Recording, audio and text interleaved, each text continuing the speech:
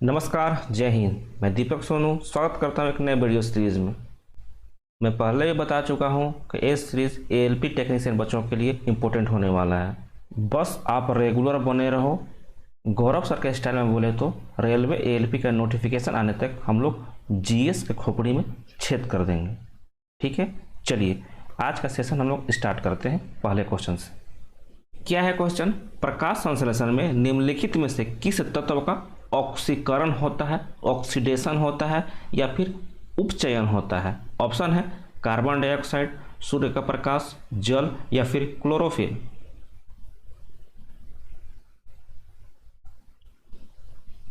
Option number C जल इसका correct answer हो जाएगा। फोटोसिंथेसिस में, प्रकाश संश्लेषण में होता क्या है? तो पेड़ पौधे इन्वायरमेंट से, वातावरण से कार्बन डाइऑक्साइड लेते हैं, जड़ से वाटर लेते हैं और सन के प्रेजेंस में, सनलाइट के प्रेजेंस में और क्लोरोफिल इनमें पहले से मौजूद होता है। क्या बनाते हैं? ग्लूकोज बनाते हैं, C6H12O6 बनाते हैं, वाटर बनाते हैं और क्या बनाते हैं? ऑक्सीजन बनाते हैं। इक्वेशन को आपको बैलेंस करने आना चाहिए।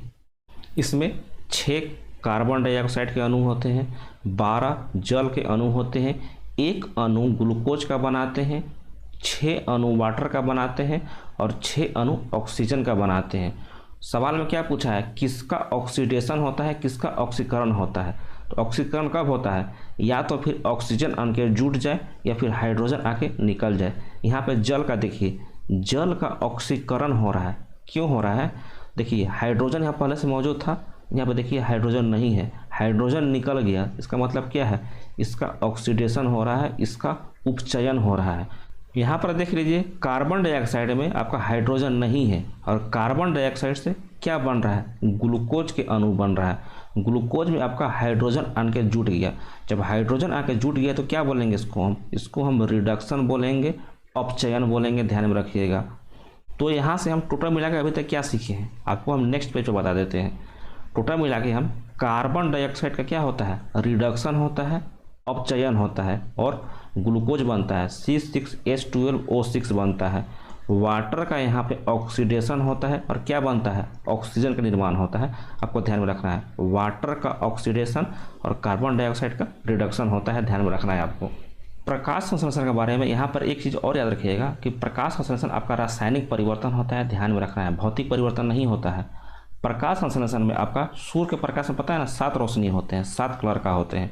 तो आपका रेड कलर और ब्लू कलर दोनों में सबसे ज़्यादा रेट ऑफ फोटोसिंथेसिस होता है। मतलब प्रकाश संश्लेषण का दर सबसे ज़्यादा होता है। कौन सा? लाल में और नीला में। सबसे ज़्यादा रेड में होता है, ध्यान में रखिएगा, लाल कलर में। यहाँ तक कि जितना आपका लाइट का इंटेंसिटी होगा ना उतना ज़्यादा आपका प्रकाश संश्लेषण का दर बढ़ जाता है। ठीक है, इस बात को भी ध्यान में रखिएगा। और आपको हम बता चुके हैं कि क्लोरोफिल में कौन सा तत्व पाया जाता है? मैग्नीशियम पाया जाता है। कितने टाइम बता चुके हैं आपको। जिंक कहाँ पाया जाता है? इंसुलिन में पाया जाता है। और आपका आयरन कहाँ पे पाया जाता है? आयरन आपका हीमोग्लोबिन में पाया जाता है। कोबाल्ट कहाँ पाया जाता है? विटामिन B12 में पाया जाता है, जिसको कि हम साइनोकोबाल्बिन बोलते हैं। ध्यान में रखना है आप ये सभी चीज़ों को। ठीक है, इसमें पहला ऑप्शन है क्या? Carbon dioxide. अब कार्बन डाइऑक्साइड के बारे में क्या आपको बता चुके हैं कि प्रकाश संश्लेषण में कार्बन डाइऑक्साइड का रिडक्शन होता है, उपचयन होता है, अपचयन होता है हिंदी में बोले तो। कार्बन डाइऑक्साइड हमारे इन्वायरमेंट में कितना परसेंट पाया जाता है?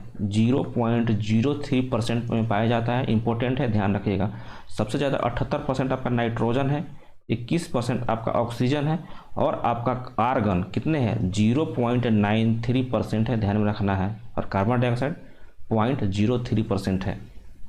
जो अग्निशमक यंत्र हैं, आग बुझाने वाले, उसमें भी कार्बन डाइऑक्साइड भरा जाता है। ध्यान में रखिएगा। कार्बन डाइऑक्साइड और कहाँ पर भरे जाते हैं? जो कोको कोला होते हैं ना, या फिर हम बोले कोल्ड ड्रिंक में भी आपका कार्बन डाइऑक्साइड भरा जाता है। इसको भी ध्यान में रखना है। चलिए अभी के लिए हम आगे चलते हैं। अगर सेशन आपको पसंद आ रहा होगा तो अपने दोस्तों के साथ भी शेयर कर दीजिएगा। ठीक है, चलिए नेक्स्ट क्वेश्चन क्या है? नेक्स्ट है निम्नलिखित में से किस रोग को शाही रोग, रॉयल डिजीज भी कहा जाता है? ऑप्शन है एड्स, हीमोफीलिया, चेचक या फिर हैजा।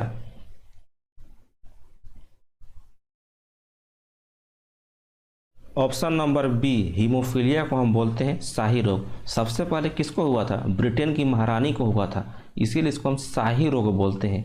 हीमोफीलिया रोग आपका जेनेटिक रोग है, ध्यान में रखिएगा, मतलब एक पीढ़ी से दूसरे पीढ़ी में ट्रांसफ़र होने वाला रोग है हीमोफीलिया। हीमोफीलिया में आपका ब्लड क्लॉटिंग सही से नहीं होता है, मतलब रक्त का थक्का नहीं जमता है। रक्त का थक्का जमने के लिए कौन सा विटामिन आवश्यक है? विटामिन के आवश्यक है। आप देखते होंगे कि कहीं पे आपका मान लीजिए कट फट जाता है तो वहाँ पे कुछ देर के बाद एक ब्लड का लेयर बन जाता है। क्या होता है? उसको हम बोलते हैं प्रोथ्रोम्बिन। प्रोथ्रोम्बिन नामक एक प्रोटीन होता है, उसी का लेयर बन जाता है। यहाँ पे प्रोथ्रोम्बिन तो हो गए बाहर के लिए, ब्लड अंदर भी नहीं जमता है, नसों में खून नहीं जमता है। इसका क्या कारण है? तो वहाँ पे आपका हिपेरिन नामक प्रोटीन पाया जाता है। इसको भी ध्यान में रखिएगा, हिपेरिन नामक प्रोटीन आपका ब्लड के अंदर और बाहर में आपका प्रोथ्रोम्बिन नामक प्रोटीन पाया जाता है। हिपेरिन और प्रोथ्रोम्बिन दोनों का निर्माण कहाँ पे होता है? तो लीवर में होता है, ध्यान में रखिएगा। लीवर का अध्ययन को क्या बोलते हैं? हीपैटोलॉजी बोलते हैं। ठीक है, चलिए अभी के लिए हम आगे चलते हैं।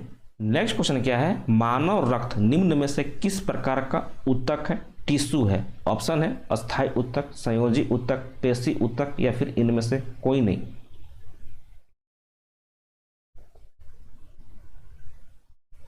ऑप्शन नंबर बी संयोजी ऊतक है। संयोजी ऊतक को हम कनेक्टिव टिश्यू बोलते हैं, ध्यान में रखिएगा। फ्लूइड कनेक्टिव टिश्यू होता है, तरल संयोजी ऊतक इसको हम बोलते हैं। मानव रक्त का निर्माण कहाँ पे होता है? बोन मैरो में होता है। बोन मैरो किसको बोलते हैं? ये है आपका हड्डी के बीच में जो स्पेस रहता है ना, इसी को हम बोलते हैं बोन मैरो। बोन मैरो को हिंदी में क्या बोलते हैं? अस्थि मज्जा बोलते हैं, ध्यान में रखिएगा। अस्थि मज्जा, यहीं पे ब्लड का निर्माण होता है। और ब्लड का मृत्यु कहाँ पे होता है? स्प्लीन में होता है। स्प्लीन को हम प्लीहा भी बोलते हैं, प्लीहा। और स्प्लीन यानी प्लीहा को हम क्या बोलते हैं? ब्लड बैंक के नाम से भी जानते हैं। एग्जाम में ब्लड से क्वेश्चन और बनता है कि इसका पीएच वैल्यू कितना होता है? पीएच वैल्यू ब्लड का 7.4 होता है। बहुत बार पूछता है रेलवे के एग्जाम में। और पीएच वैल्यू को सबसे पहले किसने दिया था? पीएच वैल्यू को सबसे पहले सोरेनसन ने दिया था, ध्यान में रखना है। सोरेनसन भाई साहब ने, भाई साहब नहीं आएगा, केवल सोरेनसन आएगा। एग्जाम में क्वेश्चन और क्या बनता है ब्लड से? पूछता है कि ब्लड का रंग लाल क्यों होता है? तो ब्लड का रंग लाल हीमोग्लोबिन के कारण होता है। और हीमोग्लोबिन में कौन सा पिगमेंट, कौन सा तत्व पाया जाता है? आयरन पाया जाता है, ध्यान में रखिएगा। आपको पिछला क्वेश्चन बता चुके हैं। और आपका इंसुलिन में जिंक पाया जाता है। क्लोरोप्लास्ट में क्या पाया जाता है? मैग्नीशियम पाया जाता है, ध्यान में रखना है। ब्लड के अध्ययन को, स्टडी ऑफ ब्लड को क्या बोलते हैं? रक्त का अध्ययन को हीमैटोलॉजी, हीमैटोलॉजी बोलते हैं, ध्यान में रखिएगा। हीपैटोलॉजी किसको बोलते हैं? हीपैटोलॉजी बता दीजिए। हिस्टोलॉजी किसको बोलते हैं? ये भी बता दीजिए। हिस्टो, TO है LOGY, तो हिस्टोलॉजी बोलते हैं हम ऊतक के अध्ययन को, टिश्यू का अध्ययन को हिस्टोलॉजी। हीपैटोलॉजी बोलते हैं हम लीवर का अध्ययन को। हीमेटोलॉजी बोलते हैं हम ब्लड का अध्ययन को। नेक्स्ट क्या है? आवर्त सारणी का जनक निम्नलिखित में से किसे कहा जाता है? ऑप्शन है डोबेराइनर, न्यूलैंड्स, मेंडेलीफ या फिर हेनरी मोजले।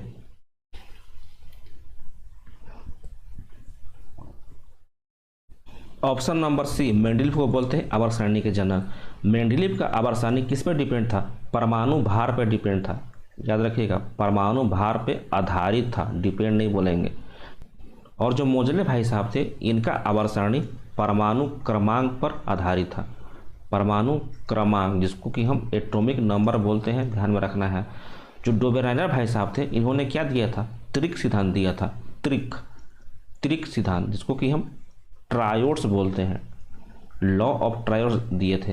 क्या बताए थे? कि उन्होंने तीन करके तीन ट्रायोड दे दिए थे। आप बोले थे कि इसमें से प्रत्येक का केमिकल प्रॉपर्टीज, रासायनिक गुणधर्म सेम होगा। पहला क्या था, दूसरा क्या था और तीसरा क्या था? तो पहला आपका लिथियम, सोडियम और पोटेशियम था पहले ट्रायोड्स में। सेकेंड ट्रायोड में कैल्शियम, स्ट्रोंशियम और बेरियम था। थर्ड ट्रायोड इनका था क्लोरीन, ब्रोमीन और आयोडीन। इसके बाद इनका जितना भी ट्रायोड्स लाए सब फेल मारा गया। ठीक है, ये आपका एग्जाम में बहुत बार पूछता है, खासकर रेलवे ALP के एग्जाम में। तो आपको तीनों ट्रायोड याद होना चाहिए, तीनों त्रिक सिद्धांत डोबेराइनर का याद होने चाहिए। Lithium, sodium, potassium, calcium, strontium, barium, chlorine, bromine, iodine. अगर आपको मॉडर्न पीरियोडिक टेबल का ग्रुप नंबर 1, ग्रुप नंबर 2 और ग्रुप नंबर 17 याद है ना, तो आपको ये भी याद हो जाएंगे। न्यूलैंड भाई साहब ने क्या दिया था, तो न्यूलैंड भाई साहब ने अष्टक सिद्धांत दिया था, जिसको कि हम क्या बोलते हैं, ऑक्टेट रूल बोलते हैं। ऑक्टेट रूल क्या दिया था कि प्रत्येक पहला एलिमेंट 8वें एलिमेंट के साथ सेम गुणधर्म रखेगा, सेम रासायनिक गुणधर्म रखेगा, आपको ध्यान में रखना है। इसने ही क्या बताया था, सारे गामा पाधा निशा पे बताया था कि पहला एलिमेंट 8वें एलिमेंट से सेम गुणधर्म रखेगा, ध्यान में रखना है। न्यूलैंड के समय टोटल 56 एलिमेंट तत्व ज्ञात थे और मेंडली भाई साहब के समय टोटल 63 तत्व ज्ञात थे। अभी टोटल 118 तत्व ज्ञात हैं, ध्यान में रखना है। चलिए हम आगे चलते हैं। नेक्स्ट क्या है, हड्डी को मांसपेशी से जोड़ने को क्या कहते हैं, याद रखिएगा, बोन को मसल से। ऑप्शन है लिगामेंट, टेंडन, उपर्युक्त दोनों या फिर इनमें से कोई नहीं।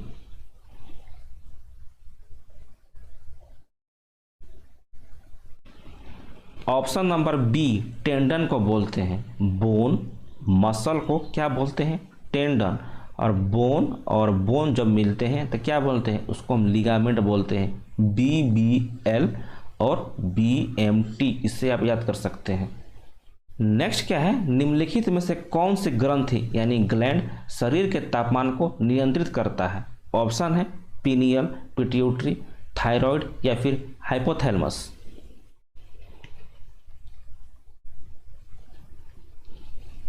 ऑप्शन डी हाइपोथैलेमस आपका शरीर के तापमान को नियंत्रित करता है। यहाँ तक कि भूख, प्यास, आपको प्यास लगता है तो कौन बताता है, हाइपोथैलेमस ग्रंथि ही बताता है।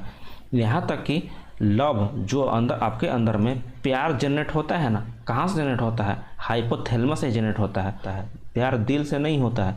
अगर आपके अंदर हाइपोथैलेमस ग्रंथि नहीं रहे ना, तो आपके अंदर प्यार निकलेगा ही नहीं, प्यार जनरेट ही नहीं होगा। और प्यार केवल गर्लफ्रेंड और बॉयफ्रेंड वाला नहीं होता है। कितने लोग डॉग लवर होते हैं, उनसे भी जो प्यार जनरेट होता है कहाँ से होता है, हाइपोथैलेमस से होता है। बहुतों को छत वाली से हो जाता है, बाहर वाली से हो जाता है, कॉलेज वाली से हो जाता है। ये सभी चीज़ें क्या है, हाइपोथैलेमस से ही जनरेट होता है, दिल से नहीं होता है। ठीक है। ऑप्शन नंबर ए है पीनियल ग्रंथि। पीनियल ग्रंथि को हम बायोलॉजिकल क्लॉक बोलते हैं। बायोलॉजिकल क्लॉक मतलब होता है इसका जैविक घड़ी बोलते हैं। पीनियल ग्लैंड से ही मेलाटोनिन हार्मोन निकलता है। मेलाटोनिन इंपॉर्टेंट है, इसको ध्यान रखिएगा। मेलाटोनिन हार्मोन से ही क्या डिसाइड होता है, मेलाटोनिन हार्मोन से ही डिसाइड क्या होता है कि आपका त्वचा का रंग गोरा है या फिर सांवला है। अगर मेलाटोनिन हार्मोन आपके शरीर में ज़्यादा हो जाता है ना, तो आपका शरीर सांवलापन हो जाता है। अगर कम रहता है तो आपका जो त्वचा है एक गोरा रहता है, ध्यान में रखना है। ऑप्शन नंबर बी है पिट्यूटरी ग्रंथि। पिट्यूटरी ग्रंथि को हम पीयूष ग्रंथि भी बोलते हैं, ध्यान में रखिएगा। क्या इसका काम है, इसको पहले हम मास्टर ग्रंथि बोलते हैं, मास्टर ग्लैंड बोलते हैं, ध्यान में रखिएगा। इसको मास्टर ग्लैंड क्यों बोलते हैं, क्योंकि ये सभी ग्रंथि, जितने भी ग्रंथि है ना, सभी पे कंट्रोल करके रखता है, ध्यान में रखिएगा। ये तो हो गया मास्टर ग्रंथि, लेकिन जो हाइपोथैलेमस ग्रंथि है ना, इसको हम मास्टर ऑफ मास्टर ग्लैंड बोलते हैं, मास्टर ऑफ मास्टर ग्लैंड बोलते हैं। ऐसा क्यों बोलते हैं कि जो हाइपोथैलेमस ग्रंथि है ना, ये खुद कंट्रोल करता है पिट्यूटरी ग्रंथि पे। पिट्यूटरी बाकी सभी पे कंट्रोल करता है, लेकिन पिट्यूटरी पे कौन कंट्रोल करता है, तो आपका हाइपोथैलेमस करता है, इसीलिए इसको हम मास्टर ऑफ मास्टर ग्लैंड बोलते हैं। चलिए अभी के लिए हम आगे चलते हैं। नेक्स्ट क्या है, H5N1 नामक वायरस निम्नलिखित में से पैदा करता है। ऑप्शन है blood cancer, blood flu, swine flu या फिर एड्स।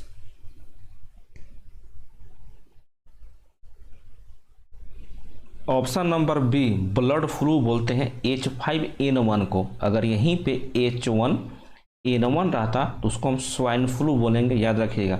H5N1 ब्लड फ्लू और H1N1 को स्वाइन फ्लू बोलते हैं। एड्स का फुल फॉर्म पूछता है, ध्यान में रखिएगा। तो एड्स का फुल फॉर्म होता है एक्वायर्ड इम्यूनो डिफिशियंसी सिंड्रोम। 1 दिसंबर को WHO के द्वारा वर्ल्ड एड्स डे के रूप में मनाया जाता है, याद रखिएगा, 1 दिसंबर को। चलिए, और मलेरिया दिवस कब मनाया जाता है, 25 अप्रैल को मलेरिया दिवस मनाया जाता है। 24 अप्रैल को राष्ट्रीय पंचायती राज दिवस मनाते हैं। और आपका 7 अप्रैल 1948 को क्या हुआ था, 7 अप्रैल 1948 को WHO का स्थापना हुआ था, ध्यान में रखिएगा। WHO का हेडक्वार्टर कहाँ पे है, जेनेवा में स्थित है, स्विट्जरलैंड में। ठीक है, चलिए हम आगे चलते हैं। और आपको हम क्या बताए थे, 22 मार्च बताए थे, 22 मार्च और 22 अप्रैल बताए थे, 22 मई भी बताए थे। तीनों का आंसर आपको कमेंट बॉक्स में टपका दीजिएगा। ठीक है, चलिए 22 मार्च, 22 अप्रैल और 22 मई। नेक्स्ट क्या है, निम्नलिखित में से किस मिश्र धातु का प्रयोग वायुयान के हिस्से बनाने के लिए किया जाता है? ऑप्शन है जर्मन सिल्वर, गन धातु, ड्यूरालोमिन या फिर पीतल।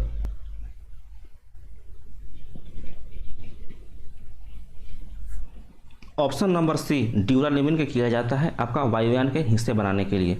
जर्मन सिल्वर को में क्या क्या पाया जाता है? कॉपर, जिंक और निकेल पाया जाता है, ध्यान में रखिएगा। गन धातु में कौन कौन सा मिनरल पाया जाता है? कॉपर, जिंक, साथ साथ में आपका टीन पाया जाता है। ड्यूरालोमिन में क्या क्या पाया जाता है? एल्युमिनियम, कॉपर और मैग्नीशियम। इसका इंपॉर्टेंट है परसेंटेज। एल्युमिनियम आपका लगभग 95% मात्रा में पाया जाता है ड्यूरालोमिन में। कॉपर लगभग 4% मात्रा में पाया जाता है। मैग्नीशियम लगभग 1% मात्रा में पाया जाता है। और पीतल में क्या होता है? कॉपर और जिंक होता है, ध्यान में रखिएगा। कांसा में क्या होता है? कॉपर और टीन होता है, इसको भी ध्यान में रखिएगा। ठीक है, चलिए हम आगे चलते हैं। नेक्स्ट क्या है, ऑक्सीजन का खोज निम्नलिखित में से किसने किया था? ऑप्शन है Priestley, Edward Jenner, Robert Hooke, Robert brown.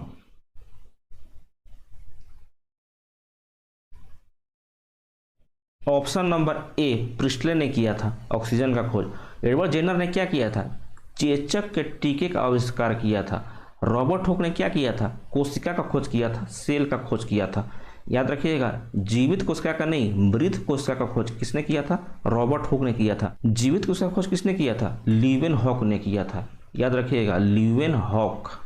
ठीक है, नेक्स्ट ऑप्शन है आपका रॉबर्ट ब्राउन। रॉबर्ट ब्राउन ने क्या खोजा था? कोशिका का नाभिक का खोज किसने किया था? रॉबर्ट ब्राउन ने किया था। अगर यहीं पे पूछ ले किसी अणु के नाभिक का खोज किसने किया था, तब आप बताएंगे रदरफोर्ड ने किया था। ठीक है, ऑक्सीजन। ऑक्सीजन आपका पीरियोडिक टेबल के कौन से ग्रुप में स्थित है?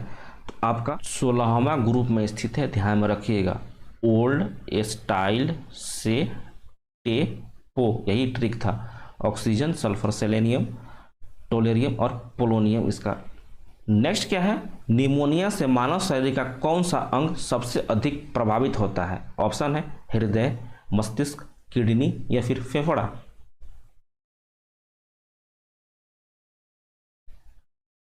ऑप्शन नंबर डी फेफड़ा, लंग्स सबसे ज़्यादा प्रभावित होता है निमोनिया में।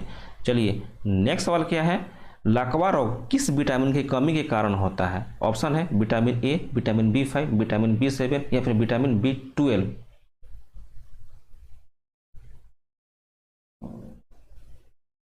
ऑप्शन सी विटामिन 7 के कारण। विटामिन 7 को क्या बोलते हैं? बायोटीन बोलते हैं। विटामिन B5 को क्या बोलते हैं? पैंटोथेनिक एसिड बोलते हैं। विटामिन ए को हम रेटिनॉल बोलते हैं। विटामिन B12 को क्या बोलते हैं? साइनोकोबाल्मिन बोलते हैं। नेक्स्ट क्या है, निषेचन की क्रिया कहाँ पर होती है? ऑप्शन है अंडवाहिनी में, गर्भाशय में, गर्भनाल में या फिर योनि मार्ग में।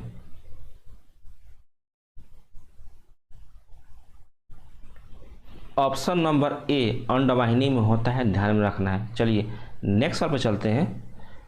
खारे पानी में पैदा होने वाले पौधे को निम्नलिखित में से क्या कहा जाता है? ऑप्शन है हेलोफाइटा, जीरोफाइटा, टेरिडोफाइटा या फिर इनमें से कोई नहीं।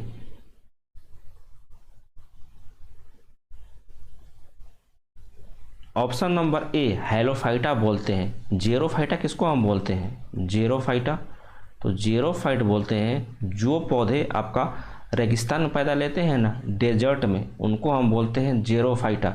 एक होते हैं हाइड्रोफाइटा। हाइड्रो का मतलब समझ गए होंगे, हाइड्रो का मतलब होता है पानी।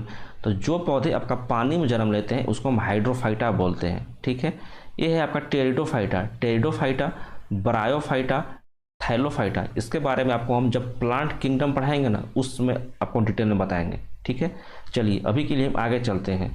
नेक्स्ट क्या है, और आज का लास्ट सवाल, अभी तक आप हमारे चैनल को सब्सक्राइब नहीं किए होंगे तो कर दीजिएगा। ठीक है, मरकरी को किस धातु के पात्र में रखा जा सकता है? ऑप्शन है एल्युमिनियम, लोहा, चांदी या फिर सीसा।